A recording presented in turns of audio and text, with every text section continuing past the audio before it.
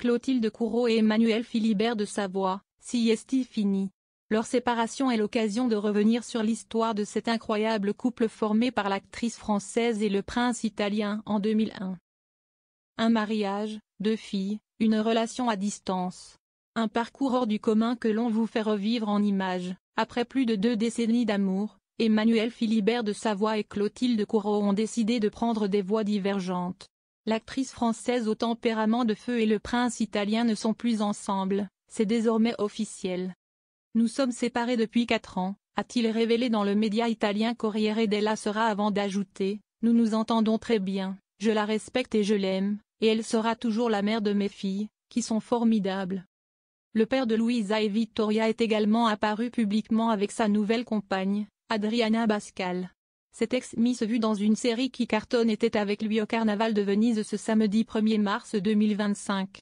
Actuellement au théâtre à Paris dans une pièce de Florian Zeller, la comédienne souhaiterait de son côté décrocher le bac à 55 ans, elle qui a arrêté l'école à 16 ans.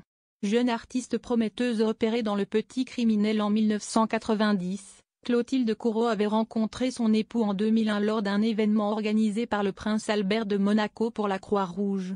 Si cela a été le coup de foudre pour Emmanuel Philibert de Savoie, ce n'était pas le cas pour l'actrice.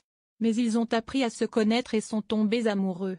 Clotilde Courreau n'étant pas issue d'une famille aristocratique, Emmanuel Philibert de Savoie a également dû convaincre son père, Victor Emmanuel de Savoie, pour s'unir à l'élu de son cœur. Ils se sont finalement mariés le 25 septembre 2003 à la basilique Sainte-Marie des Anges et des Martyrs à Rome, alors qu'elle était enceinte de leur premier enfant. Ensemble, le couple a en effet eu Vittoria, née le 28 décembre 2003, puis 3 ans plus tard Luisa, le 16 août 2006. Ils ont toujours vécu leur amour à distance. Le prince était souvent en déplacement entre Monaco, l'Italie et les États-Unis.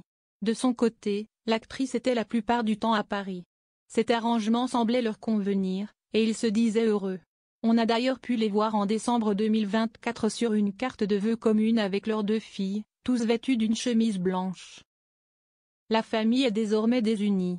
Pure People vous propose de revivre en images les plus beaux moments de ce couple singulier.